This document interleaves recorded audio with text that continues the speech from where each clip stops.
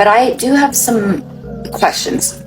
This profound hatred and annoyance at Meghan Markle specifically, mostly coming from women, I have to say. It's unfathomable to me because people are saying, like, oh, a woman should never take a man away from his family. That's all that this is. Have you seen this family? When we go back to the abdication of King Edward, who left the family because they would not allow him to marry the woman he loved because she had been divorced, he left the family. When they didn't allow Princess Margaret to marry Peter Townsend, she did not leave the family, but I kind of wish she had.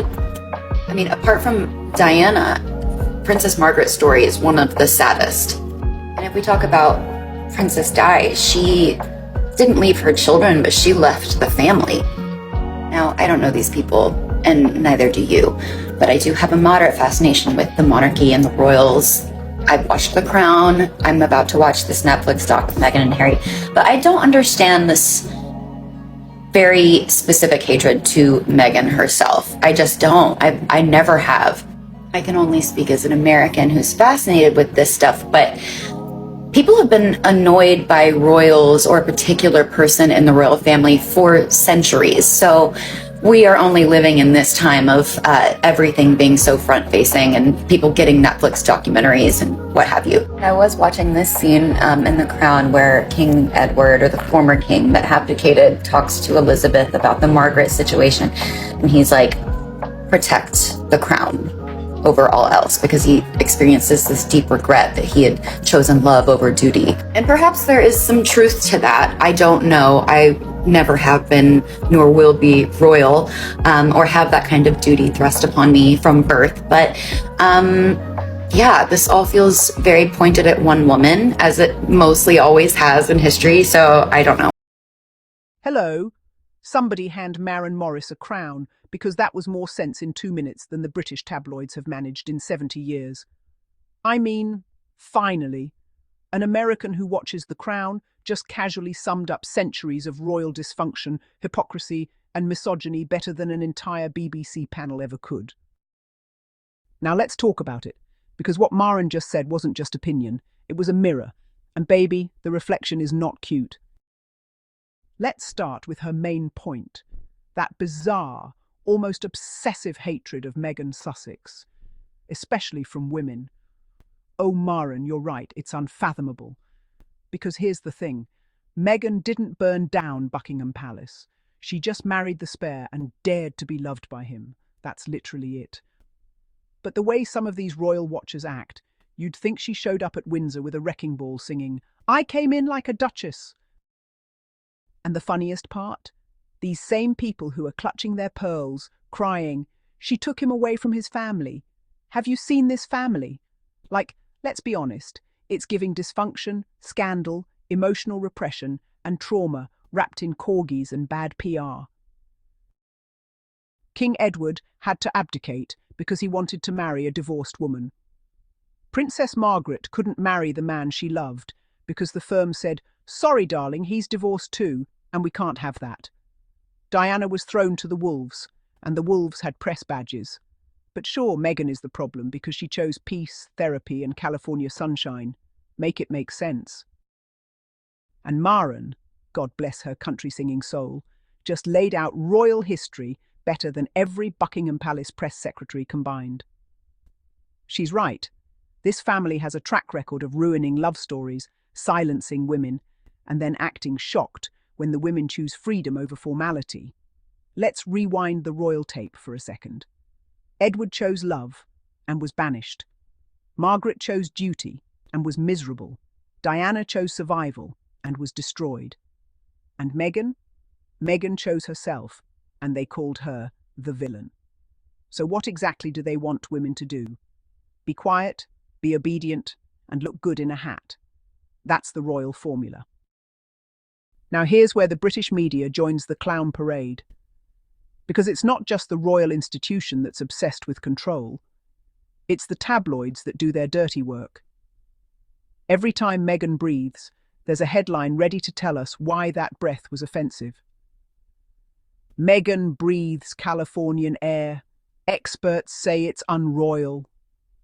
Meghan blinks too much. body language expert says she's plotting against Kate.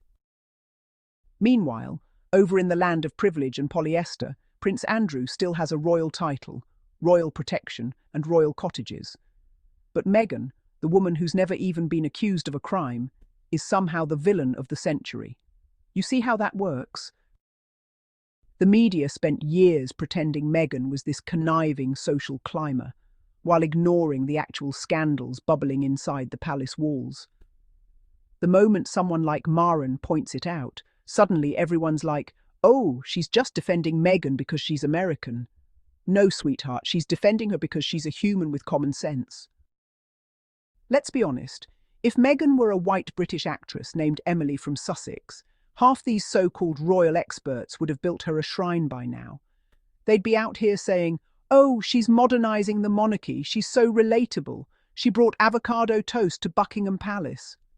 But because she's Meghan, and she doesn't play by their outdated script, they call her difficult, manipulative, and, wait for it, too ambitious. Too ambitious. In 2025, I swear the monarchy is allergic to progress. And what Maren said about King Edward, that hit, because he chose love over duty, and they treated him like a criminal. The crown will always protect itself first. Protect the institution, not the individuals. That's the royal motto. And it's exactly why history keeps repeating itself like a bad rerun. You can almost hear the ghost of Diana saying, "See, I told you all." Now here's the part that the UK media will never admit. Meghan didn't take Harry away. They pushed him out. They bullied his wife, insulted his children, and gaslit him for protecting his family. They acted like it was a crime to love a woman enough to say, "We're done." That's not manipulation, that's marriage goals. And honestly, it's wild that Maren Morris, sitting in Nashville with a cup of coffee and some country twang, gets the royal history lesson right, while half the royal correspondents in London are still out here misquoting fairy tales. Let me say it plainly. The hatred toward Meghan isn't about protocol. It's about prejudice, control, and fear of change. She represents everything the monarchy isn't: free, outspoken, independent, and unapologetically modern. That's why they can't stand her, because she didn't ask for permission to shine. But the thing is, Meghan doesn't need their approval. She never did. She's got Oprah, Netflix, and Beyoncé's friendship circle. Meanwhile, the palace is still fighting over who gets which tiara and whose press leak went to which tabloid. And let's not forget, Maren nailed it when she said this all feels very pointed at one woman, because that's the royal pattern: blame the woman. Every single time. When a royal man makes a mess, the palace hides it under the rug and blames the nearest duchess. Diana blamed. Margaret blamed. Camilla blamed at first, then magically forgiven because she played the game. And Meghan. She didn't even get a chance to sit at the table before they threw her under the royal carriage. Yet here comes Maren Morris, minding her American business, and she's like, "Hey, maybe this is unfair." And suddenly British media is clutching its pearls like, who does this country singer think she is? I'll tell you who she is. She's someone with eyes, ears, and empathy, something the tabloids lost around 1997. And that's the real sting, isn't it? That outsiders, Americans, journalists, normal people, can see the hypocrisy so clearly. It's like watching the world's most privileged soap opera, where everyone's pretending it's Shakespeare. So yes, Maren, we see it too. The hatred is weird, the hypocrisy is louder than Charles's pen tantrums. And the double standards, unbelievable. But here's the beautiful part. Every time a public figure like Maren speaks up, the narrative cracks a little more. The royal PR machine can't control every voice anymore, because once you open your eyes to the nonsense, you can't unsee it. And Meghan, she's not out here fighting back with venom. She's living her life, raising her kids, launching new projects, and walking in peace. Meanwhile, the palace PR team is still trying to figure out how to spin the next family scandal before it hits the tabloids. So thank you, Maren Morris, for saying what needed to be said, with class, humour, and a touch of southern logic, because you just did what the British press refuses to do. you told the truth. And to the royal establishment, maybe instead of worrying about Meghan's avocado toast, you all should worry about your own crumbling credibility. Because from where we're sitting, the American country singers are starting to sound more regal than the royals themselves. Now, if you'll excuse me, I need to go rewatch Maren's clip again, because that was therapy. Absolute therapy.